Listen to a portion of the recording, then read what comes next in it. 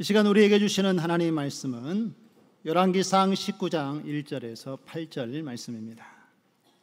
구약성경 549쪽에 있습니다.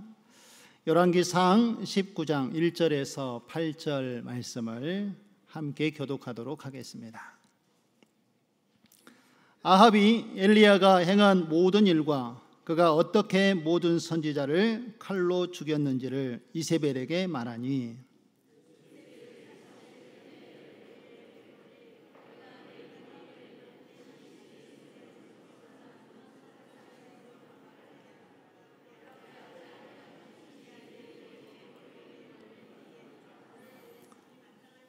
그가 이 형편을 보고 일어나 자기의 생명을 위해 도망하여 유다에 속한 부엘세바에 이르러 자기의 사환을 그곳에 머물게 하고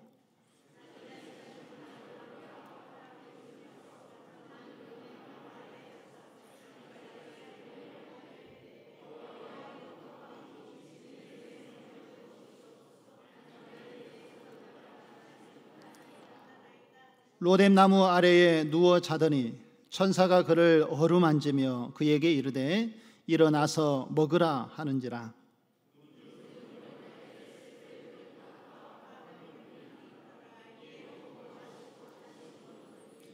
여호와의 천사가 또다시 와서 어루만지며 이르되 일어나 먹으라. 내가 갈 길을 다 가지 못할까 하노라 하는지라. 이에 일어나 먹고 마시고 그 음식물에 힘을 의지하여 40주 40야를 가서 하나님의 산 호렙에 이르니라. 아멘. 우리 좌우 앞뒤로 한번 인사 나누겠습니다. 만왕의 왕께서 우리를 돌보십니다. 할렐루야. 무더위 속에도 하나님께서 지난 한 주간 우리를 안전하게 지키시고 보호하여 주신 줄로 믿습니다. 우리의 생명이 되시고 능력이 되시는 하나님을 신뢰하고 믿고 따르시는 가운데 하나님이 주시는 그 힘과 능력으로 이 더위도 잘 이겨내시고 믿음의 신앙을 잘 지켜가는 저와 여러분 되어지기를 주님의 이름으로 축원드립니다. 여러분, 번아웃이라는 혹시 이런 말을 좀 들어보셨습니까? 영어 단어인데요. 번아웃이라는 이 단어의 의미를 사전적으로 찾아보니까 이런 의미가 있습니다. 모두 타버리다, 에너지를 다 쓰다, 이런 의미가 있는 단어지요. 어떤 사람이 의욕적으로 자기 이 주어진 일을 몰두하여 하다 보니까 신체적으로 그리고 정신적으로 극도의 피로감을 느끼게 됩니다. 그리고 그것을 참고 계속해서 하다 보니까 결국에는 그 피로감이 누적되어져서 무기력함을 느끼게 되는 증상이 있는데 이런 증상을 오늘날 번아웃 증후군이라고 이야기를 합니다. 우리의 몸과 마음은 아무리 우리가 바쁘더라도 잠시 쉬어갈 수 있는 이 휴식이라는 것이 필요한데 우리가 일상이 너무 바쁘고 해야 될 일이 많다 보면은 이 휴식을 취해야 될 타이밍을 놓쳐버리고 바쁘게 일하다 보면 극도의 피곤함이 우리에게 찾아오게 되고 또 그것이 쌓이다 보면은 우리의 삶이 무기력해지는 이러한 번아웃 증후군이 우리의 일상에 나타나게 된다라는 것이지요. 그래서 이 몸과 마음이 에너지를 다 소비하고 나면은요, 우리가 일상을 버틸 힘까지도 잃어버리게 된다라는 것입니다. 그래서 우리가 이런 것들이 우리의 삶 속에서 채워지지 못하면 사실 쉴 때에도 에너지가 필요하거든요. 그런데 에너지를 다 소진하고 나면 그 쉴 힘조차 느끼지 못해서 결국은 번아웃 현상이 우리의 삶 가운데 나타나는 것을 보게 되어집니다. 이런 번아웃을 여러분 신앙적으로 이야기하면은 이런 경우를 영적인 슬럼프에 빠졌다라고 우리는 생각해 볼 수가 있지요. 오늘 본문의 말씀에 보면 아주 혹독하게 이 영적인 슬럼프에 빠져 있고 이 상황을 겪고 있는 한 사람이 우리에게 소개되어지고 있습니다. 오늘 본문에 보니까 그 사람이 누구인 것 같습니까? 엘리야 선지자인 것을 볼 수가 있습니다. 저는 오늘 이 엘리야가 하나님과 함께 겪었던 그의 삶을 하나님께서 어떻게 그의 과정을 이끌어 가셨는지 함께 살펴보면서 하나님께서 우리에게 주시는 메시지가 무엇인지 함께 나누는 시간을 갖고자 합니다. 그런데 말씀을 제가 쭉 준비해 보다 보니까 오늘 하루에 이 말씀을 다 나눌 수 있는 내용이 아니어서 이 말씀을 이번 주와 다음 주까지 이어서 쓰러져 지쳐있는 이 엘리야를 하나님께서 어떻게 일으켜 세우시는가에 대한 주제로 말씀을 함께 나누도록 하겠습니다. 먼저 이 엘리야의 삶 가운데 우리가 조명해 보아야 할 것은 성도들도 하나님의 일을 하면서 때로는 어려움에 빠질 수 있다는 것을 오늘 우리에게 이야기를 해주고 있습니다. 오늘 4절의 말씀을 한번 보실까요? 자기 자신은 광야로 들어가 하룻길쯤 가서 한 노뎀나무 아래에 앉아서 자기가 죽기를 원하여 이르되, 우리 같이 한번 읽으실까요? 여호와여 넉넉하오니 지금 내 생명을 거두시옵소서. 나는 내 조상들보다 낫지 못하니이다 하고. 자, 이 말은 누가 한 이야기죠? 엘리야가 지금 하나님께 자신의 상황을 이야기하고 있는 말씀인데, 이 상황을 한 단어로 묘사한다면 여러분 어떤 단어가 떠오르십니까? 절망이라는 단어가 좀 떠오르지 않습니까? 오늘 엘리야의 상황을 보니까 하나님께 이야기하고 호소하는 그 이야기를 들어보면 그가 절망 가운데 빠져 있는데, 이 절망이 어느 정도의 절망인가 하면 자기가 죽었으면 좋겠다라는 생각까지 가졌던 절망적인 상황을 오늘 엘리야가 겪고 있는 것을 볼 수가 있습니다. 그에게 처한 그의 삶의 모습이 그의 삶 가운데 그를 지치도록 만들었고, 또한 그가 당하고 있는 이 고난을 더 이상 견디고 싶지 않아서 하나님, 내 생명을 지금 거두어 가셨으면 좋겠습니다 라고 이야기할 정도로 매우 심각한 그러한 절망 속에 엘리야가 빠져 있는 것을 볼 수가 있습니다. 그런데 여러분, 엘리야 선지자 하면은 어떤 이미지가 우리에게 있습니까? 이렇게 절망에 빠져 있는 엘리야의 모습이 아니라, 대부분 엘리야에 대해서 알고 있는 선 지식은 그가 하나님의 말씀을 붙잡고 담대하게 또 믿음의 신앙을 지켰던 용기 있었던 선지자로 우리가 기억하고 있지 않습니까? 그 사건은 열왕기상 우리가 19장을 읽었는데 18장에 가보면은 엘리야가 이 갈멜산에서 바알과 아세라 선지자들과 850대 1로 영적 싸움을 했던 사건을 통해서 엘리야가 얼마나 하나님 앞에 용기 있고 담대하고 신실한 사람이었는지 우리가 잘 알 수가 있지 않습니까? 당시에 우상을 숭배하고 하나님을 섬기지 않았던 그 시대에 엘리야 선지자는 누가 믿는 하나님이 참 하나님이시고 참 신인가, 우리 한번 대결을 해보자 라고 당시에 우상을 숭배했던 바알과 아세라를 섬기는 그 선지자들을 불러 모았습니다. 그리고 갈멜산에서 그 시험을 함께 대결을 하였지요.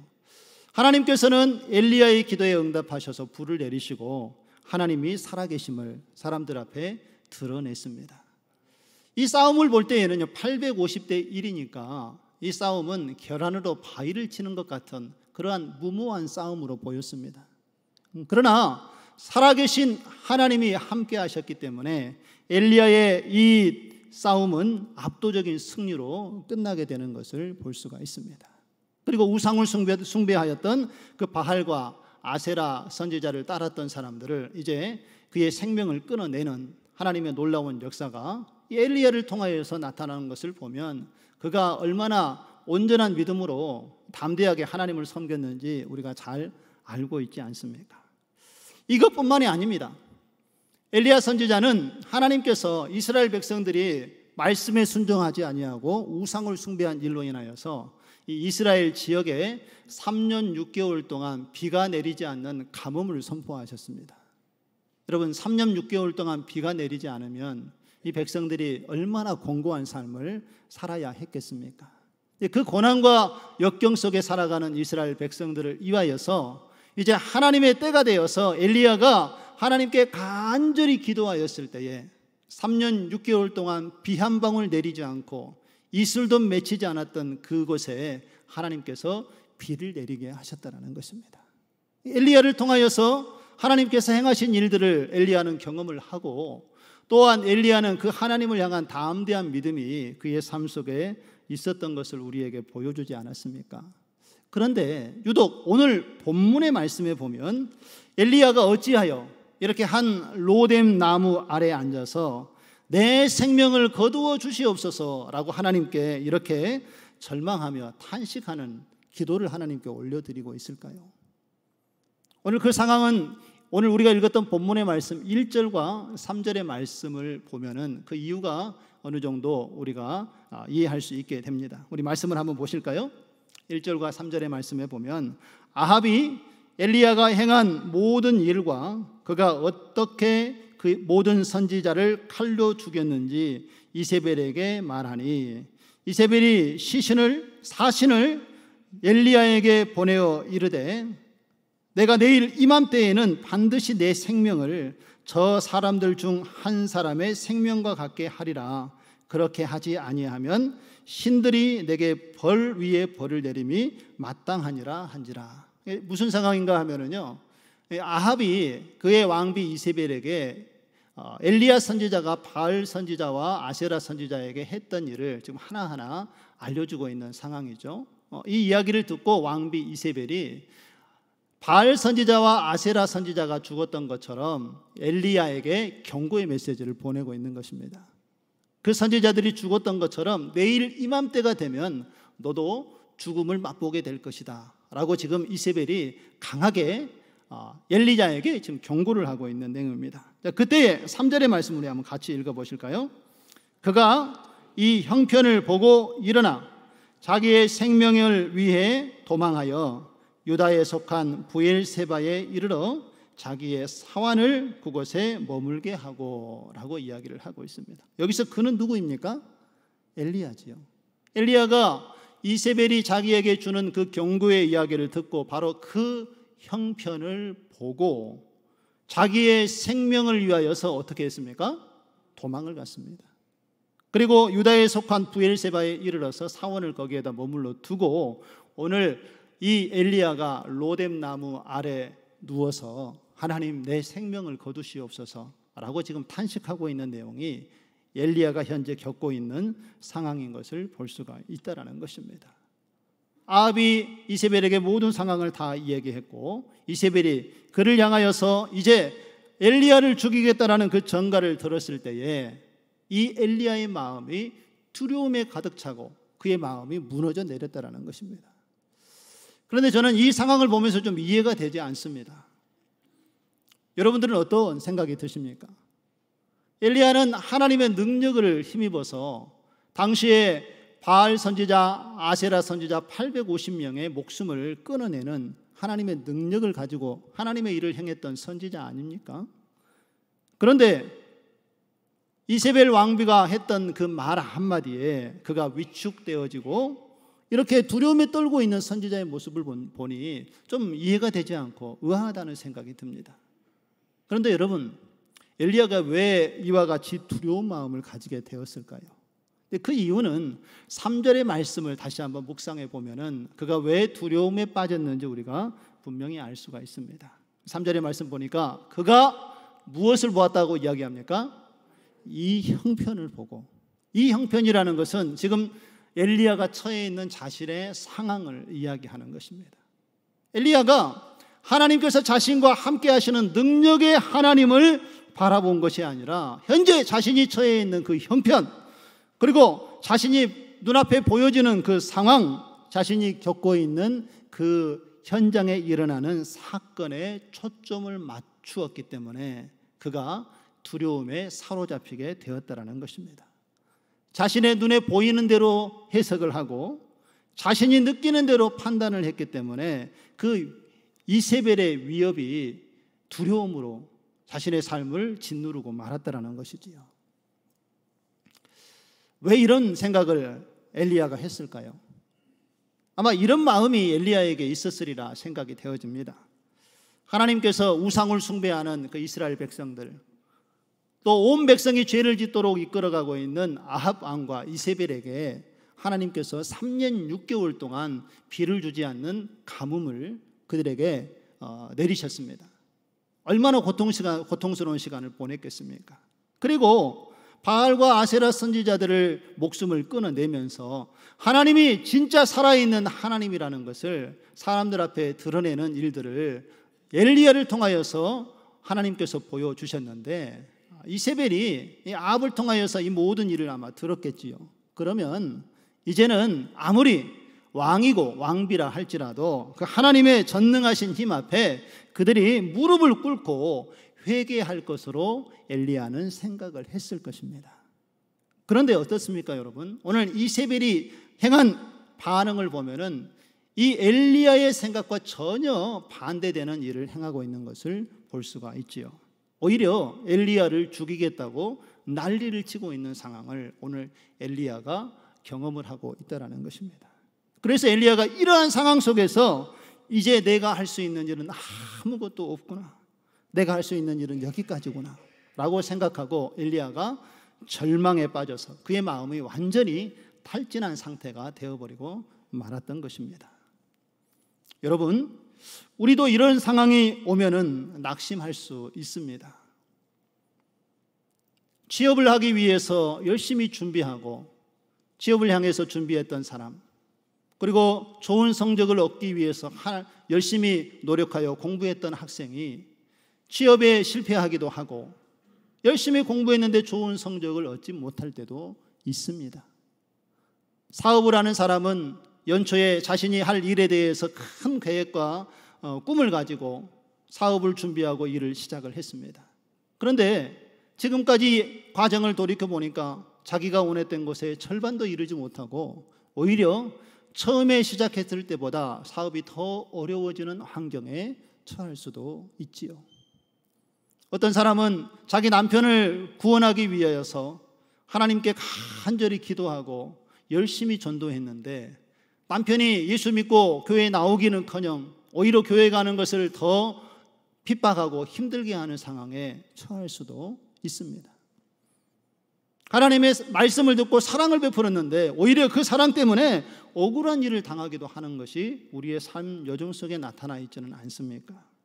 열심히 살아갔는데 인생에서 실패를 경험하게 되면 우리에게 절망감이 찾아올 수 있다는 것입니다. 그러나 여러분, 우리가 기억해야 될 것은 우리가 노력한 만큼 또한 우리가 원하는 만큼 성과가 이루어지지 않는다고 할지라도 낙심하지 마시기 바랍니다. 저는 이러한 상황에 직면하게 되면 오늘 엘리야의 모습을 바라보면서 그와 함께 하셨던 하나님의 손길을 느끼며 살아가는 우리들이 가져야 될 마음은 우리가 원하는 대로, 우리가 계획하는 대로 일이 이루어지지 않을 때에는 하나님의 능력을 더 의지하려는 하나님의 신호라는 것을 알고 믿음으로 이것을 받아들일 수 있는 우리의 모습이 되어지기를 소망합니다. 하나님을 더 의지하고 하나님을 더 신뢰하고 주님을 바라볼 때에 하나님께서는 지금의 상황이 어떠한 상황인지 우리의 눈을 열어보게 하시고 또 하나님께서 계획하신 놀라운 일들을 이후에 경험하도록 우리의 삶을 이끌어 가시는 줄로 믿습니다. 여러분, 인도에서 하나님 나라의 복음을 열심히 전했던 스탠리 존스라는 선교사님이 복음을 전하는 사역을 감당을 하고 있었습니다. 인도의 파송을 받아서 인도 지역의 많은 사람들에게 날마다 하나님 나라의 복음을 선포하고 증거했습니다. 그런데 아무리 복음을 전하여도 사람들이 회개하지 아니하고 이 복음을 받아들이지 않았습니다. 얼마나 낙심이 되고 힘이 됐겠습니까? 그래서 어느 날 이 스탠리 존스 선교사가 너무 속상하고 마음의 사기도 떨어지고 열정도 식어지는 그런 상황 속에서 사과나무 밑에 앉아서 쓰러져 누워 있었습니다. 그런데 그때 세미한 하나님의 음성이 들렸습니다. 존스, 많이 피곤하지? 예, 하나님, 제가 너무 피곤하고 너무 지쳤습니다. 왜 그렇게 지쳐 있느냐? 하나님, 제가 하나님 나라의 복음을 위해서 이곳까지 내 모든 것을 걸고 인도에 와서 하나님 나라의 복음을 증거하는데 사람들이 예수님을 영접하지 않습니다. 그리고 그렇게 뛰어다니고 복음을 증거했지만 제게 아무런 복음의 열매가 없습니다 라고 스탠리 존스 선교사님이 하나님의 물음에 답을 했습니다. 그러자 하나님께서 이 낙심한 존스에게 이렇게 말씀을 하셨습니다. 존슨, 이 사과나무를 한번 보기 바란다. 네 옆에 서 있는 이 사과나무를 바라보아라. 지금은 아무런 열매가 없는 것처럼 보이지만 이 나무가 땅에 뿌리를 내리고 있고 이 이파리가 태양을 향해서 바라보고 있지 않느냐. 때가 되면 이 나무에서 열매가 맺혀지게 될 것이고 아름다운 열매가 수확되도록 하나님이 역사하신다.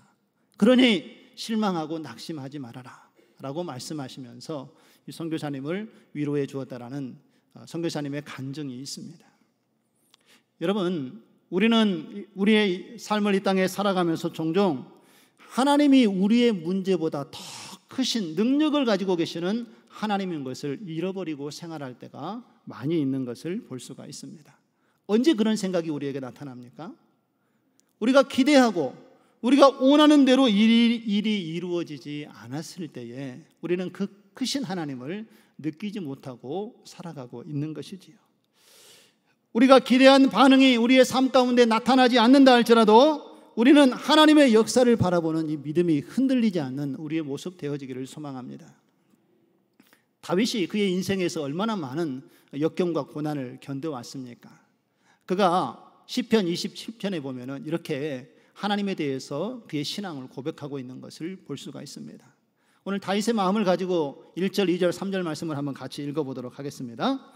여호와는 나의 빛이요 나의 구원이시니 내가 누구를 두려워하리요. 여호와는 내 생명의 능력이시니 내가 누구를 무서워하리요. 악인들이 내 살을 먹으려고 내게 왔으나 나의 대적들 나의 원수들인 그들은 실족하여 넘어졌도다. 군대가 나를 대적하여 진칠지라도 내 마음이 두렵지 아니하며 전쟁이 일어나 나를 치려 할지라도 나는 여전히 태연하리로다. 할렐루야. 이것이 절망 가운데 있었던 다윗이 하나님 앞에 올려드렸던 신앙의 고백이었습니다. 기독교 역사 속에서 우리 기독교인들이 가져야 되는 이 용기라는 것은 우리가 그 두려움을 극복하기 위해서 내가 스스로 어떤 의지를 강하게 내세우는 것이 아니라 우리 안에 닥쳐 있는 이 두려움이라는 문제를 하나님 앞에 내려놓고 하나님이 나의 구원이시고 나의 능력이시고 나의 생명이시고 나의 반석이고 나의 빛이시고 하나님께서 나의 요새가 되신다는 오늘 다윗과 같은 믿음으로 하나님을 믿고 신뢰할 때에 하나님께서 우리에게 용기를 주시고 그 상황을 이겨낼 수 있는 믿음을 더하여 주실 줄로 믿습니다. 저와 여러분이 이 하나님을 더욱 믿음으로 신뢰하고 절망 가운데 빠지는 것이 아니라 우리를 강하고 담대하게 하시는 그 하나님의 능력을 주님을 믿고 신뢰하는 가운데 매일의 삶 속에서 경험하고 그 하나님의 영광을 주님 앞에 올려드릴 수 있는 믿음의 길을 함께 걸어갈 수 있는 우리의 모습 되어지기를 주님의 이름으로 축원드립니다. 두 번째로 하나님은 우리가 연약할 때에 힘을 주시고 우리를 도우시는 하나님이 되신다는 것입니다. 엘리야 선지자가 절망 가운데 빠져서 내 생명을 거두십시오 라고 호소하고 하나님께 이야기할 때에 오늘 하나님께서 그 엘리야 선지자를 어떻게 돌보셨는지 오늘 5절에서 7절의 말씀을 보면 잘 알 수 있습니다. 5절에서 7절 말씀을 보시면은요, 노뎀 나무 아래에 누워 자더니 천사가 그를 어떻게 했습니까? 어루만지며 그에게 이르되 일어나서 먹으라 하는지라. 본즉 머리맡에 숯불에 구운 떡과 한 병 물이 있더라. 이에 먹고 마시고 다시 누웠더니 7절 같이 한번 읽습니다. 여호와의 천사가 또 다시 와서 어루만지며 이르되 일어나 먹으라. 내가 갈 길을 다 가지 못할까 하노라 하는지라. 할렐루야. 여러분, 엘리야의 삶이 얼마나 절망 가운데 있었습니까? 그리고 오늘 그가 그러한 절망에 빠져 있을 그때에 하나님께서는 팔짱 끼고 그를 지켜만 보고 계시는 것이 아니라 그에게 직접 찾아오셨습니다.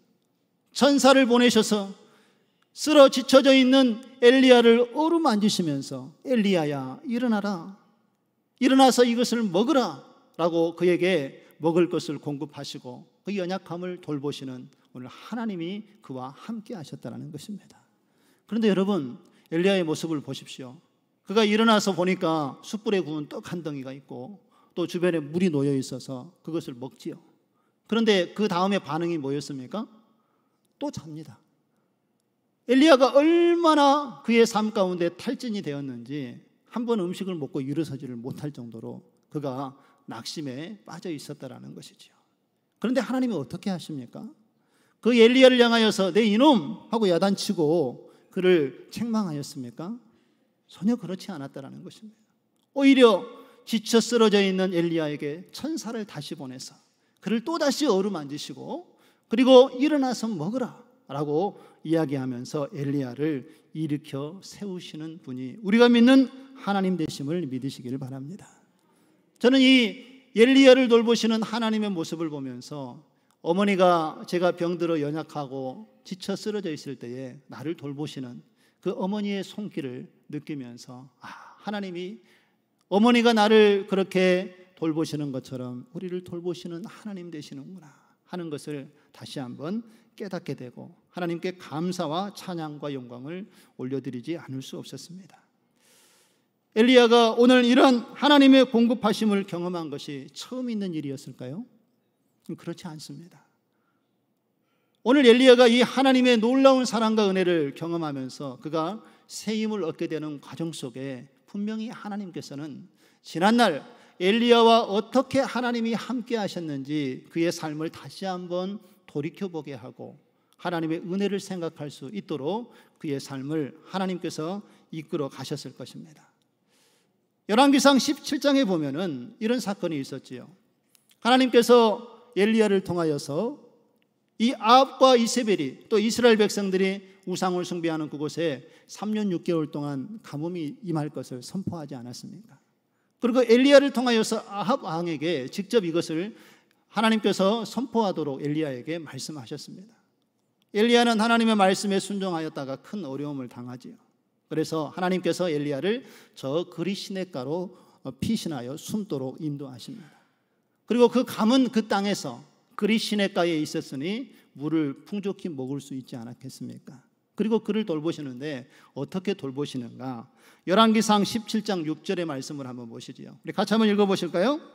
까마귀들이 아침에도 떡과 고기를 저녁에도 떡과 고기를 가져왔고 그가 시냇물을 마셨으나. 할렐루야. 여러분 이런 경험 해본 적 있으십니까? 여러분은 힘들 때에 동물들이 여러분들에게 먹이를 가져다 주고 까마귀와 새들이 여러분들에게 먹이를 가져다 주는 그런 경험이 우리에게 있을 수 있는 일입니까? 불가능한 일이죠. 그러나 오늘 엘리야에게 이런 일이 일어났다는 것은 이 일을 누가 하셨다는 것입니까? 하나님이 하셨다는 것입니다. 그의 삶을 하나님께서 지키시고 그를 보호하여 주시고 인도하여 주셨다는 것을 그가 지금 하나님의 돌보심을 경험하면서 지난날 그와 함께 하셨던 하나님을 느끼도록 그의 삶 가운데 하나님이 함께 하셨던 것을 엘리야가 분명히 다시 한번 생각해 보았을 것입니다.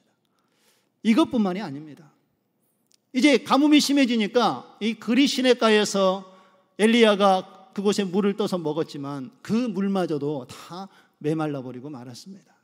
그러자 하나님께서는 이번에 엘리야를 시돈이라는 지역으로 보내서 사르밧 가부가 있는 집으로 엘리야를 보냈습니다. 그리고 그곳에서 그가 피로를 채우도록 하나님께서 역사하셨는데 엘리야가 얼마나 공공하고 그 그리 시냇가에 살면서 힘들었겠습니까? 이 사르밧 가부를 만나서 나에게 물 한 잔을 달라 요구하고 떡 한 덩이를 먹게 하라라고 요청을 했는데 이 사르밧 가부가 얼마나 가난한 가운데 살고 있는지 그제서야 엘리야가 깨닫게 됩니다. 가부가 엘리야의 요청을 듣고 이렇게 얘기를 하죠. 저에게는 저의 통에 가루 한 움큼 정도밖에 없습니다. 이 한 움큼은 한 번 식사를 만들 빵 정도의 가루밖에 안 되었다라는 거죠. 그리고 저에게는 기름이 조금 있는데 사실 오늘 밤에 제가 들에 가서 나뭇가지를 주워다가 이 빵을 만들고 저와 아들과 함께 먹고 죽으려고 생각하고 있었습니다. 더 이상 먹을 것이 없어서 그 가뭄 때문에 어렵게 살아가고 있는 가부의 이야기를 듣고 오늘 엘리야가 그에게 하나님께서 어떻게 여기까지 나를 인도하셨고 우리를 도우시는지 열왕기상 17장 14절에서 16절에 이렇게 이야기를 하고 있습니다. 이스라엘의 하나님 여호와의 말씀이 나 여호와가 비를 지면에 내리는 날까지 그 통에 가루가 떨어지지 아니하고 그 병에 기름이 없어지지 아니하리라 하셨느니라. 그가 가서 엘리야의 말대로 하였더니 그와 엘리야와 그의 식구가 여러 날 먹었으나 16절 같이 한번 읽겠습니다. 여호와께서 엘리야를 통하여 하신 말씀같이 통에 가루가 떨어지지 아니하고 병에 기름이 없어지지 아니하니라. 할렐루야. 하나님은 절망 속에 있었던 그 엘리야를 하나님께서 붙드시고 인도하시고 또한 절망 가운데 죽어가고 있는 이 사르밧 과부와 아들을 구원하시고 도우시는 하나님의 손길을 경험하도록 인도하셨던 하나님의 모습을 엘리야가 지금 상황에서 그때의 하나님께서 나를 돌보셨던 것을 다시 한번 기억하고 그의 신앙을 회복하도록 인도하시는 하나님의 손길을 엘리야가 경험하게 됩니다. 그러면서 그가 그 절망 속에 놓여 있을 때에 하나님께서 그를 어루만지시고 그에게 먹이시고 입히시는 과정 속에서 엘리야가 무슨 생각을 했겠습니까? 하나님께서 지금까지 나를 지키시고 내 모든 것을 하나님께서 인도하셨으며 내 삶에 하나님께서 하나도 간섭하신 일이 없다라고 그가 모든 것이 하나님의 은혜였음을 고백하지 않았겠습니까? 그리고 하나님께서 그의 삶을 일으키시고 회복하시는 놀라운 은혜를 엘리야가 하나님의 손길을 통하여 경험하게 됩니다. 지금까지 엘리야는 하나님의 존재하심과 또 하나님의 그 말씀을 잠시 놓쳐서 그의 눈에 보이는 상황과 환경 때문에 낙심하고 연약한 모습을 보였지만 그리고 죽음까지 생각하는 절망에 빠져 있었지만 하나님께서는 그런 엘리야에게 찾아오셔서 그를 절대 포기하지 아니하시고 하나님의 사랑을 끝까지 보여주시는 전능하신 하나님이심을 오늘 엘리야에게 보여주시고 함께 하신 하나님 되심을 믿으시기를 바랍니다. 저에게도 인생의 여정 가운데 절망에 빠졌던 한 순간이 있었습니다. 제가 가장 큰 절망에 빠졌을 때에는 저희 어머님이 돌아가셨을 때에 그런 절망감을 느꼈습니다. 저는 가족 중에 먼저 예수를 믿었기 때문에 가족의 구원을 위해서 특히 어머니 구원을 위해서 많이 기도하고 어머니가 함께 교회 가서 예배드리고 손을 잡고 가서 함께 예배드리는 것이 저의 소원이고 저의 기도 제목 중에 하나였습니다. 그런데 같이 교회에 가자고 그렇게 전도를 해도 어머님이 그거를 빨리 받아들이지 않으시는 거예요. 왜냐하면 저희 아버지가 일찍 돌아가셨기 때문에 어머님은 7남매를 혼자 이렇게 다 양육해야 됐기 때문에 교회 가서 앉아있을 여유가 없다라고 저에게 이야기를 하시더라고요. 자녀들이 좀 성장하면 그때는 내가 교회에 가겠다라고 이야기를 하셨는데 어느 정도 제가 대학교 다니고 나이가 한 25살쯤 되었을 때에 교회에서 초청 집회가 있어서 어머니를 초청하고 같이 교회 가자고 했더니 그때 어머니께서 교회를 나오셨어요. 그리고 함께 예배를 드리고 제가 하나님께 얼마나 감사를 드렸는지 모릅니다. 그런데 얼마 지나지 않아서 어머님이 건강이 좋지 않아서 병원에 가서 진단을 했는데 골수암 판정을 받았습니다. 그리고 병원에서 치료를 시작했는데 3주 만에 어머님이 돌아가셨어요. 그 병상에서 그래도 어머니께 복음을 전하고 어머님께서 예수 그리스도를 영접하고 또 하나님을 믿게 되는 은혜를 경험을 했는데 제가 그때에도 얼마나 간절히 하나님께 기도했는지 모릅니다. 하나님, 어머니 그동안 신앙생활도 못하고 이제 형편 좀 나아져서 이제 교회 다니기 시작했는데 저와 함께 같이 신앙생활을 하고 그 하나님의 은혜와 기쁨을 좀 누렸으면 좋겠습니다. 하나님 회복시켜 주시고 치료하여 주십시오 라고 그렇게 기도했는데 어머님이 그 병을 이기지 못하고 돌아가셨습니다. 하나님의 부르심을 받았습니다. 그런데 저는 그때에 하나님께서 왜 그렇게 하셨는지 그것을 이해할 믿음이 없었습니다. 그리고 제 인생에 탈진이 일어났습니다. 어떻게 하나님 이러실 수 있습니까? 하면서 절망에 빠져서 한동안 저희 신앙을 회복하지 못했습니다. 그런데 어느 날 하나님께서 제게 찾아오셔서 세밀한 말씀을 주시는데 하나님께서 내가 너를 돌보시는 그 엄마를 사랑하고 있다. 너희 엄마는 지금 내 품에 안겨서 하나님 나라에서 영원한 안식을 누리고 있다.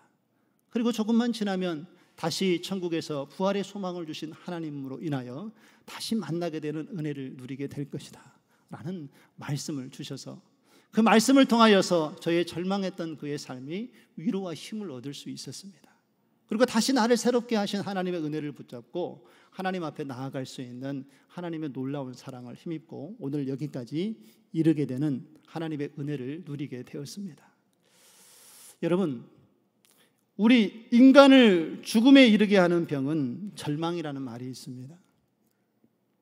이 절망이라는 장벽 앞에서 많은 사람들이 자신의 삶을 쉽게 포기하기 때문에 이런 말이 우리에게 회자되고 있지 않은가 생각을 해봅니다. 하지만 여러분, 우리가 생각하는 그 어떠한 절망적인 상황 속에서도 하나님은 절대 우리를 포기하지 아니하시고 우리를 버리지 않은 하나님인 것을 믿으시기를 바랍니다. 우리의 삶이 어떤 삶이었습니까? 절망 그 자체였고 죄악된 우리를 하나님께서 구원하기 위하여서 자신의 아들 독생자 예수 그리스도를 이 땅에 보내셔서 십자가에 죽게 하시기까지 우리를 사랑하신 분이 우리가 믿는 하나님 되심을 믿으시기를 바랍니다. 우리가 절망 가운데 있을 때에 이와 같이 사랑한 우리를 하나님께서 내어버려 두시겠습니까? 아닙니다.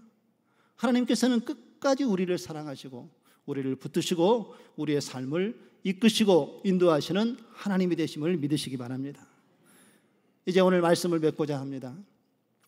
능력의 선지자 엘리야도 그의 절망적인 상황 속에서 탈진을 경험을 했습니다. 믿음의 신실한 신앙을 가지고 있는 우리 그리스도인들도 때로는 우리의 육신의 공고함, 마음의 낙심으로 인하여서 절망에 빠지고 탈진할 때가 있습니다. 그러나 하나님은 연약한 엘리야를 찾아가셔서 천사를 통하여서 그를 어루만지시고 그에게 먹을 것을 주시고 위로하시는 사랑의 하나님이신 것을 기억하시기 바랍니다. 그 하나님이 우리에게도 동일하게 찾아오셔서 우리가 절망하고 낙심하고 있을 때에 하나님을 바라볼 수 있도록 우리의 삶을 이끌어 가시고 우리에게 힘을 공급하시고 또 그 절망이 소망으로 바뀌어지도록 우리의 삶을 이끌어 가시는 살아계신 하나님이심을 믿으시기를 바랍니다.